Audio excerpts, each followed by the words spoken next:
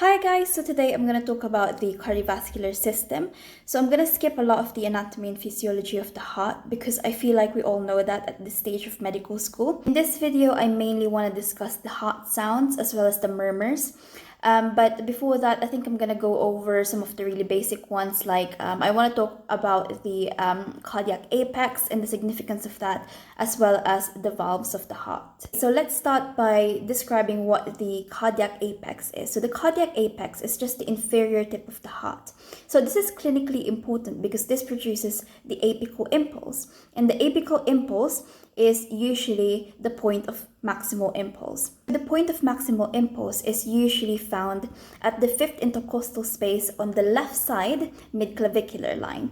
So in rare cases, for example, in situs inversus or even dextrocardia, the point of maximal impulse is found on the other side, so on the right side. In supine patients, the diameter of the PMI can be as large as 1 to 2.5 centimeters, and generally, if the point of maximal impulse is greater than 2.5 centimeters, then this can be an evidence of left ventricular hypertrophy. It is important to remember that in some patients, the point of maximal impulse is not always located at the apex of the left ventricle. So for instance, in patients with COPD, the point of maximal impulse may be located at the epigastric area, and this is because of the right ventricular hypertrophy. Now let's quickly talk about the great vessels that connect to the heart. So firstly, we have the pulmonary artery. So the pulmonary artery bifurcates into the left and the right branches.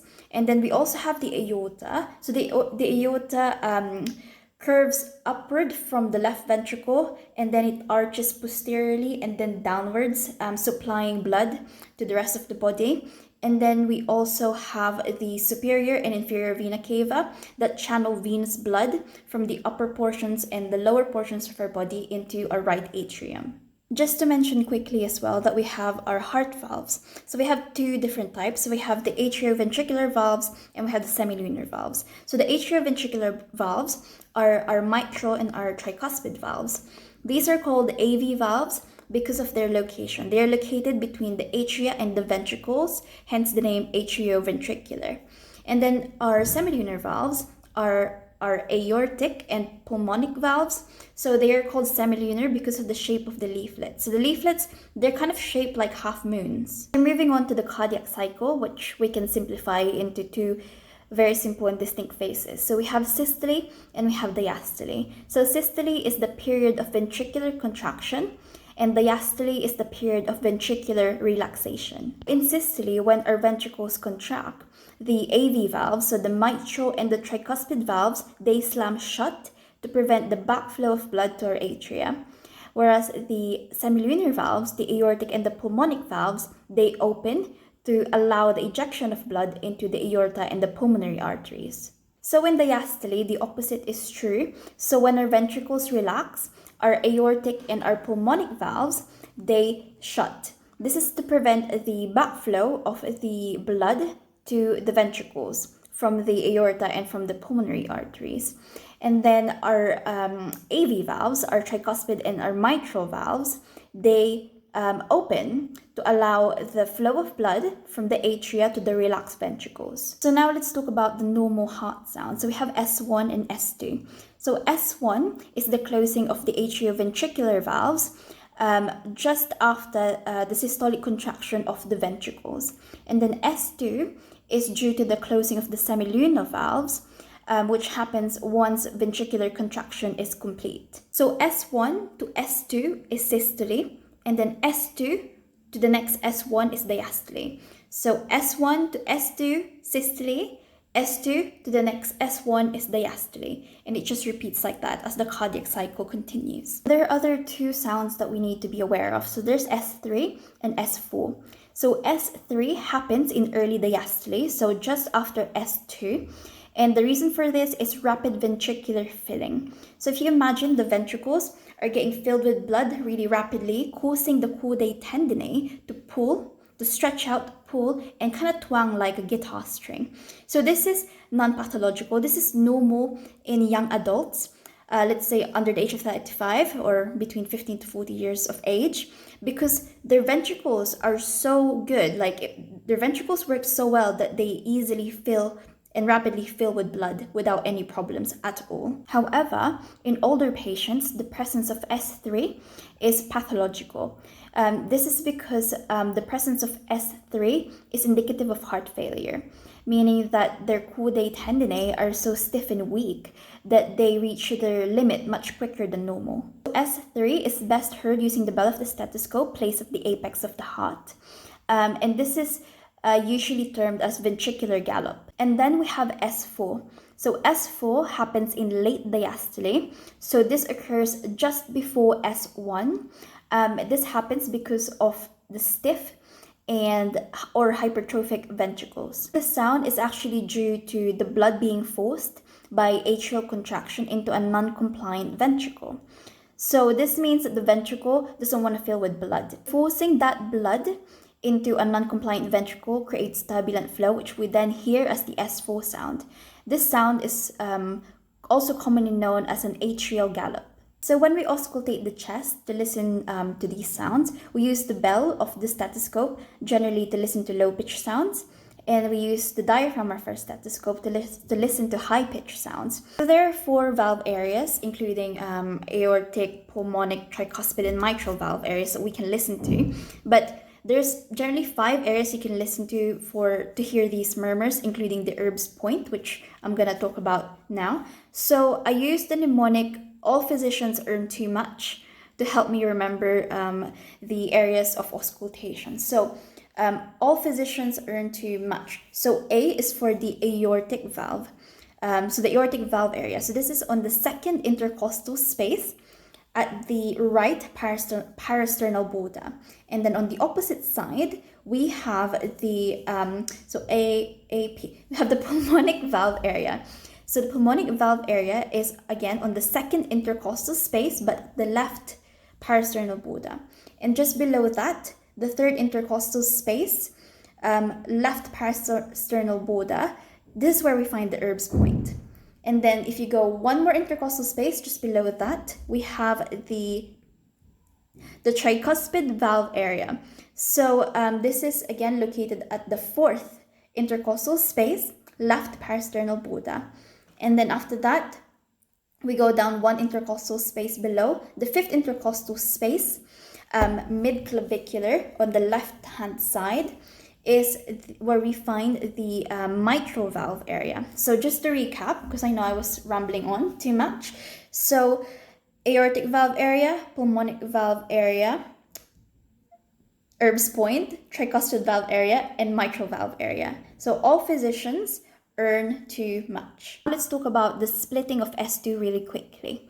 So the splitting of S2 is not always pathological. It can be physiological. So in general, the events occurring on the right side of the heart, they occur slightly later than that of the left side of the heart. So sometimes, instead of hearing just one S2 sound, we might actually hear 2 distinct components of S2. So S2 can be divided into the A2 and P2. So A2 is the closing of the aortic valve, and P2 is the closing of the pulmonic valve. So this happens, so the physiological splitting of S2 happens when we take a deep breath. During deep inspiration, what happens is that our chest cavity, our thoracic cavity, expands. So an increase in volume means a decrease in pressure. So that decrease in intrathoracic pressure means a decrease in the right atrial pressure.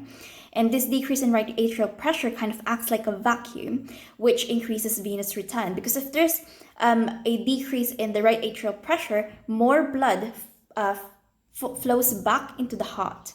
So more blood flowing back into the right side of the heart means more stretch of the right ventricle. So more blood means more stretch, and more stretch means longer time for the right ventricle to actually pump all of that blood out into the pulmonary arteries, into the pulmonic valve. So this means that the pulmonic valve will close later than that of the aortic valve. But during expiration, the components of S2, so P2 and A2, they fuse into a single component. Thus, we only hear one S2 sound on expiration. A2 is generally louder than P2, just reflecting the higher pressures in the aorta. Also, S1 actually has two components, so the mitral valve component and the tricuspid valve component, but this doesn't split it doesn't split with respiration. So now let's talk about heart murmurs, which is what I really want to cover in this video. So heart murmurs are abnormal heart sounds that we hear when we auscultate the chest. So these are normally attributed to turbulent blood flow, and they are usually diagnostic of valvular heart diseases. Since heart murmurs are due to turbulent blood flow, let's quickly talk about what actually causes the turbulent blood flow in the first place. So there's generally two factors. So velocity, so high velocity causes high blood flow, like high turbulent blood flow, and viscosity. So low viscosity contributes to higher turbulence in the blood flow. So we mentioned that the higher the velocity, the higher the turbulence of the flow. So there's two factors that influence the velocity or the speed of blood flow through a valve or a vessel. So the first one is the strength of the contraction. So if the chambers of the heart contract more vigorously, then that means that the flow through that valve or through that vessel will be greater. So the more the contractile strength is, the higher the velocity. The second one is diameter. So the smaller the diameter of the valve or the vessel that you're trying to pump blood through, the higher the velocity. So the turbulence of blood flow also increases with a decrease in viscosity. So viscosity is just like the thickness or the density of the fluid that's going through a tube or something. So in terms of the heart and the blood, so let's say we have dilutional anemia, for example, which means that we have more plasma in comparison to the volume of our red blood cells. So in this case, because there's more plasma and less red blood cells, the blood is termed as being less viscous. So in this scenario, the blood would be more turbulent because it's less viscous. Finally, the third factor that may lead to a turbulent blood flow, not related to the velocity, not related to the viscosity of the blood, is just blood flow through incompetent valves. So if there's blood flow through floppy, incompetent valves, there's always going to be a turbulent flow. There's always going to be turbulence. So we're always going to hear murmurs. So in general, we have three different types of murmurs. So I think this is the best way to categorize these murmurs, just to make them easier to explain. So we have systolic murmurs, we have diastolic murmurs, and we have continuous murmurs. So systolic murmurs can be divided into three. We have early systolic murmurs, mid-systolic murmurs, and holosystolic murmurs. And diastolic murmurs, there's diastolic murmurs, and and continuous murmurs. Basically, they occur throughout the entire cardiac cycle. So from S1 throughout S2 to the next S1. So for early systolic murmurs, there's three that we need to know. So we need to know aortic stenosis, we need to know pulmonic stenosis, and we need to know hypertrophic obstructive cardiomyopathy. So I'm gonna discuss aortic stenosis first, and with this, I'm gonna discuss aortic stenosis and pulmonic stenosis together because it's kind of similar as to why they happen. Just imagine it happening on the other side of the heart. Just imagine it happening on the right side of the heart. So I'm gonna talk about aortic stenosis first. And again, this all applies with pulmonic stenosis. Pulmonic stenosis is actually quite rare, so I want you to just focus on aortic stenosis. So aortic stenosis means that the aortic valve is stenotic. So what this means is that the aortic valve itself, it's fibrous, it's narrowed, it's rigid, it's calcified, it's non-pliable. So you get what I mean. It's very stiff and doesn't want to move.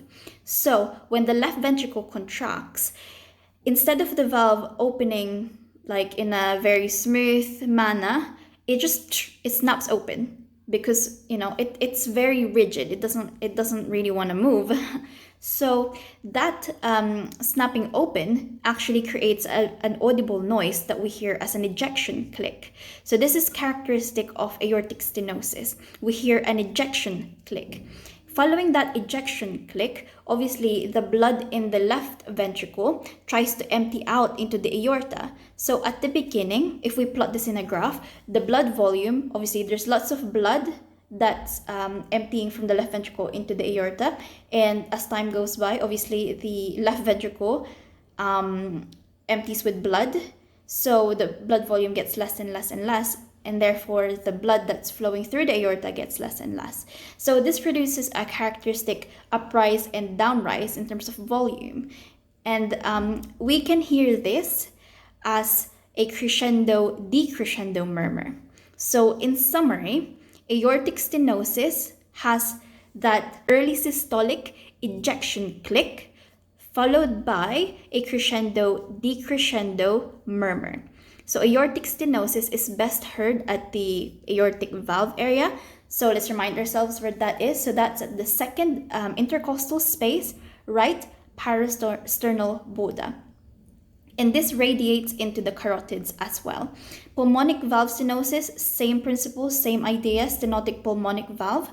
So it's best heard at the second intercostal space, but at the left parasternal border, and this doesn't radiate into the carotids. Another early systolic murmur that we can hear is hypertrophic obstructive cardiomyopathy.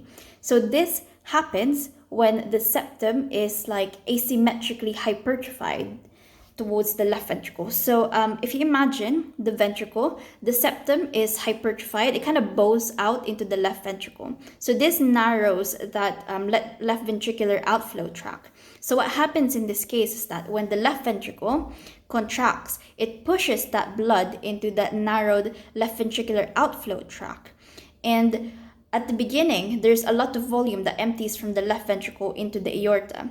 And then over time, the volume gets less and less. So this again creates that characteristic upward and downward slope thing. So we then hear this as a crescendo-decrescendo murmur as well. So similar to that of aortic stenosis. But in this case, we do not have an ejection click. It's just that crescendo-decrescendo murmur. And this is best heard at the Erb's point. So Erb's point, just to remind yourself, it's on the third intercostal space at the left parasternal border, and it doesn't radiate into the carotids. Only aortic stenosis radiates into the carotids. The next type of systolic murmurs that we need to know about are mid-systolic murmurs. Actually, there's just one that we need to know in particular. So we need to know mitral valve prolapse. So mitral valve prolapse, actually when it gets really, really bad, it can turn into a full-blown mitral valve regurg. So mitral valve prolapse, what happens is that the mitral valves, the leaflets, they become really weak and really floppy. Also, the chordae tendineae that are supposed to anchor them into the papillary muscles are also very weak.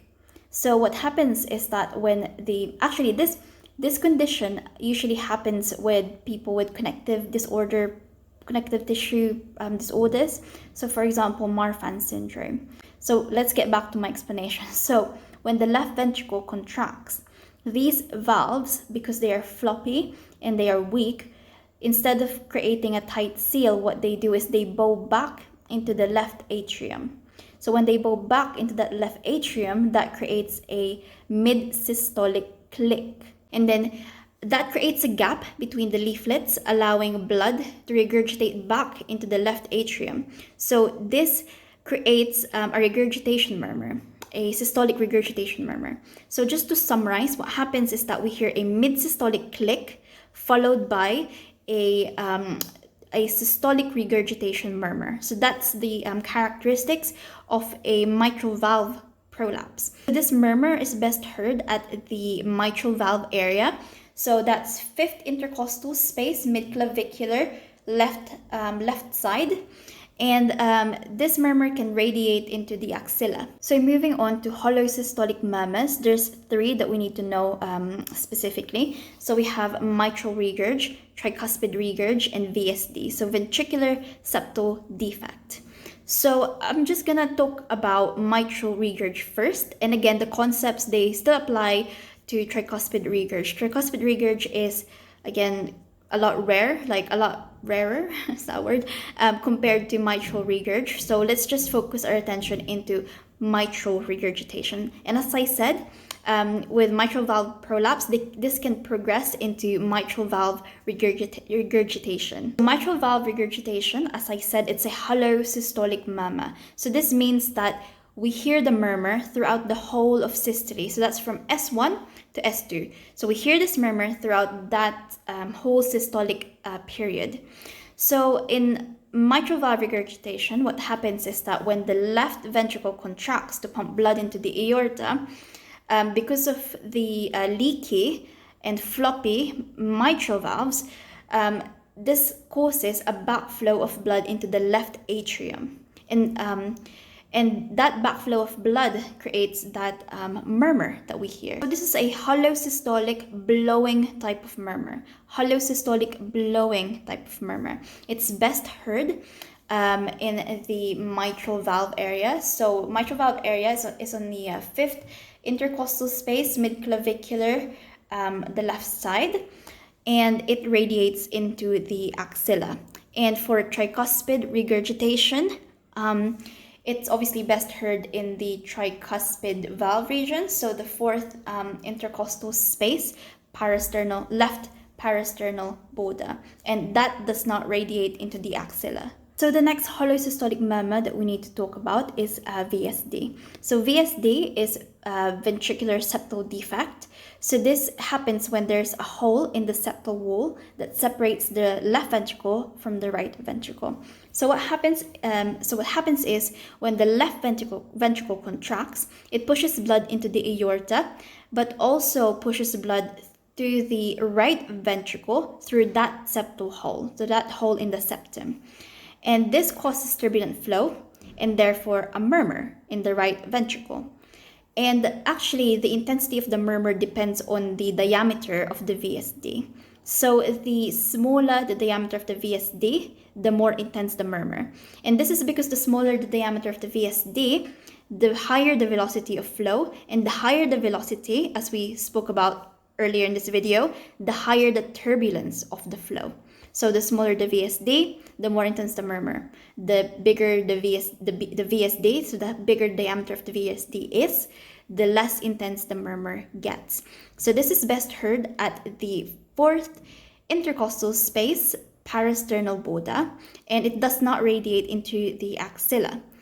The only thing that radiates into the axilla is mitral regurg and mitral valve prolapse. In comparison to the other holosystolic murmurs that we talked about, like mitral regurg and tricuspid regurg, the murmur that's heard during a VSD is called a harsh murmur, as compared to mitral regurg and tricuspid regurg that we call as blowing type of murmurs. So now let's move on to the diastolic murmurs. So there's 4 that we need to know. So we have to know aortic regurgitation, pulmonic regurgitation, mitral stenosis, and tricuspid stenosis. So let's first discuss aortic regurgitation. Again, the same concepts apply to pulmonic regurgitation, so I'm just going to talk about aortic regurg. Aortic regurg happens due to the incompetent, leaky aortic valve. So what happens is when the left ventricle contracts, it pushes blood into the aorta through that incompetent aortic valve. This means that some of that blood actually flows back into the left ventricle, causing that murmur. So this happens early in diastole, just after S2. So at the beginning of diastole, because there's a lot of blood that the left ventricle empties into the aorta, and over time that volume decreases. If you plot this in a graph, it would just go downwards. So we hear this as a blowing decrescendo murmur. So the blowing diastolic decrescendo murmur that we hear in aortic regurg is best heard at the aortic valve region. So second intercostal space, right parasternal border.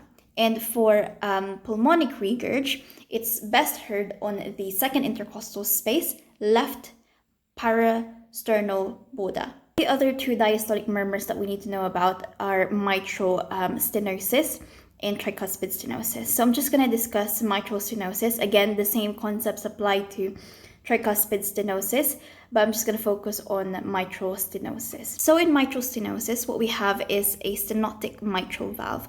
So what this means is that our mitral valve is fibrous, it's rigid, it's narrowed, it's calcified, it's just non-pliable. It doesn't want to open. So it requires a huge amount of force from the left atrium to contract, to force that blood into the left ventricle through that non-pliable mitral valve. So what happens is our left atrium contracts, forcing that stenotic valve to open, creating this opening snap. So this is characteristic of mitral valve stenosis. We hear that opening snap. And then obviously after that opening snap, since blood can now empty from the left atrium into the left ventricle, at the beginning we have a huge amount of volume of blood that drains from the atrium to the ventricle. So high volume of blood means high velocity, means high turbulence. And then over time, as the atrium empties blood into the ventricle, the volume of blood decreases, and therefore the velocity decreases, and therefore the turbulence decreases. So if we plot this in a graph, it's gonna look like this. So to summarize, we hear an opening snap followed by a decrescendo rumbling murmur. Finally, let's discuss continuous murmurs. So there's only one that we need to know. We need to know patent ductus arteriosus. So as I said, this is a continuous murmur, which means that we hear this throughout the entirety of the cardiac cycle. So from S1 to S2 till the next S1. So PDA, or patent ductus arteriosus, happens when there is a connection between the aorta and the pulmonary arteries even after birth. No matter where you are in the cardiac cycle, the pressures in the aorta would always exceed that of the pressures in the pulmonary arteries. So as long as there is blood in the aorta, blood would be shunted. Blood would still flow into the pulmonary arteries, just because pulmonary arteries have less pressure compared to that of the aorta. So this causes continuous shunting of blood from the aorta to the pulmonary arteries. And this constant shunting of blood creates that continuous murmur that we hear throughout the entirety of the cardiac cycle.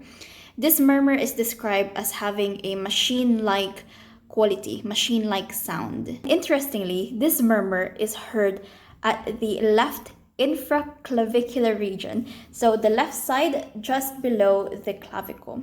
So this might be an easy way to remember it because it's different from the rest. So a PDA murmur is best heard at the left infraclavicular region. I just need to quickly discuss the grading of the murmurs. I forgot, this is quite important. So it's just about grading the intensity of the murmurs. We just grade them from 1 to 6. So grade 1 is the murmur is very, very faint. Grade 2, the murmur is quiet, but it's audible. We can hear it when we place the stethoscope on the chest. Grade 3 is moderately loud. Grade 4 is very loud with a palpable thrill. Grade 5 is very loud with a palpable thrill, and it can be heard even when our stethoscope is barely touching the chest. So it's partially off the chest. Grade 6, the murmur is very loud. There's also a thrill, and it can be heard even when the stethoscope is just hovering above the chest wall. So it's not even touching the chest at all. So generally, anything above grade 3 is pathological. So for the final part of this video, I just want to quickly go over the different types of maneuvers that we can use to accentuate these murmurs that we hear. So firstly, we can ask the patient to inspire. So during inspiration, the chest wall, the chest cavity expands, leading to the decrease in intrathoracic pressure, leading to the decrease in pressure in the right atrium. So decreased pressure in the right atrium means increase in venous return and increase in the filling of the right side of the heart. So increased right-sided filling means that this will intensify all right-sided murmurs, including tricuspid stenosis and regurgitation, as well as pulmonic stenosis and pulmonic regurgitation. We can use this to differentiate between left-sided and right-sided murmurs.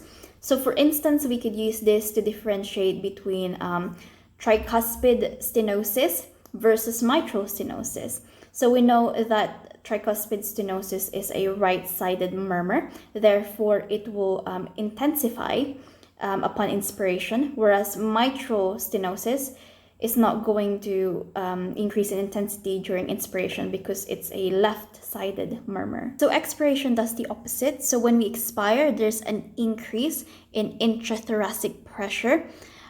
So this means that there's an increase in the left-sided heart filling, which means that this will intensify all left-sided murmurs. So this includes aortic regurg and aortic stenosis, as well as mitral regurg and mitral stenosis. The next special maneuver we could do is we can ask the patient to lean forwards. And leaning forwards, what it does is it brings the aorta and the aortic valve closer to the chest wall. So this will intensify any murmurs that we hear in that region. So for example, it will intensify aortic stenosis and aortic regurgitation. Finally, we could ask the patient to go into a left lateral decubitus position. So we can ask the patient to lie supine and then turn to their left side. What this does is it brings the mitral valve and the apex of the heart closer to the chest wall. So this will intensify any murmurs that we hear best around that region. So this includes mitral stenosis, mitral regurg, and mitral valve prolapse.